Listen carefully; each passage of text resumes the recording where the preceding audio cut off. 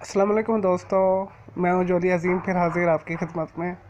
आज हम बना रहे हैं लेयर लेयर नमक पारे या लेड नमकीन कह सकते हैं आप। ठीक है, जैसे आपको अच्छा लगे, क्योंकि इंडिया में से नमकीन बोला जाता है नमक पारों को, और पाकिस्तान के अंदर से अमूमन नमक पारे ही कहा जाता है। तो हम आज बना रहे हैं नमक पारे। आप इसे सादे भी बना सकते हैं, लेकिन लेयर में ज़रा ज़्यादा मज़ा आएगा खाने में, और बहुत आसान है इसे बनाना। चलिए बनाते हैं, शुरू करते हैं। सबसे पहले आपने 2 कप मैदा लेना है। ठीक है, उसे छान लेना है। उसमें आधी चम्मच आपने नमक का डालना है। ठीक हो गया।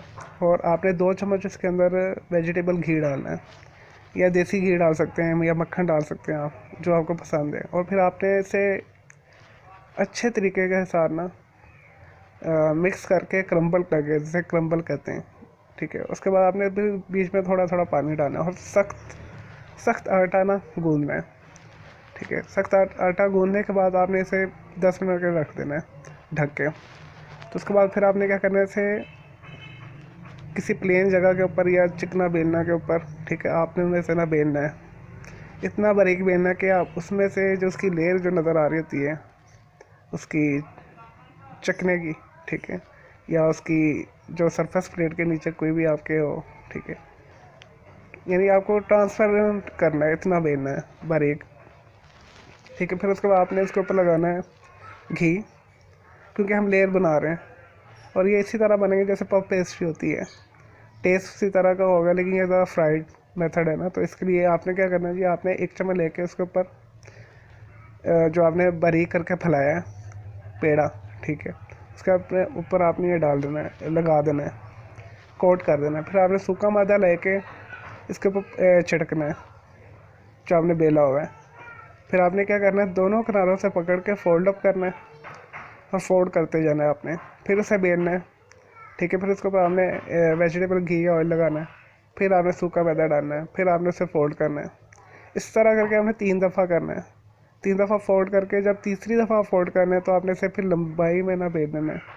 लंबाई में बेल कर आपने उसे ना बारीक काट लेना है, ये जैसे नमक पारे होते हैं। ठीक है, इस तरह आपने काटते जाना है। फिर आपने क्या करना है, इसे 2 कप तेल के अंदर हल्की आंच के ऊपर ना आपने फ्राई करना शुरू करना है। ठीक है, जैसे गोल्डन ब्राउन हो जाए तो आप इसे ना निकाल लें, और ये इंतहाई मज़ेदार लेयर वाले ना नमक पारे तैयार होंगे। फिर आपको पफ पेस्ट्री भूल जाएगी। जो पफ पेस्ट्री लेकर आते हैं ना बेकरी के आइटम, जो बेक्ड हुई होती है, सेम एज़ वही चीज़ होगी, लेकिन ये फ्राइड होंगे और मज़ेदार किस्म के नमक पारे होंगे। आप इसे चाय के साथ खाएँ, कॉफ़ी के साथ खाएँ, या दूध में डाल के खाएँ। ये टेस्ट आपको बकर हनी टाइप का ही टेस्ट देगा, और आपको मज़ा आएगा।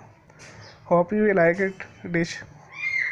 ठीक है, तो ऐसा करें आप, मेरे मुझे कमेंट्स करें, लाइक करें, मेरे रेसिपी को शेयर करें दोस्तों के साथ। हम मज़ीद आगे मज़ेदार चीज़ें बनाएंगे, एंजॉय करेंगे लाइफ को, क्योंकि लाइफ तो एंजॉय है। ठीक है, आज आज ज़िंदगी है, कल मौत भी है। ठीक है, तो इस वजह से जो छोटी सी हमारी ज़िंदगी से एंजॉय करना चाहिए, खुश रहना चाहिए। अल्लाह हाफिज़।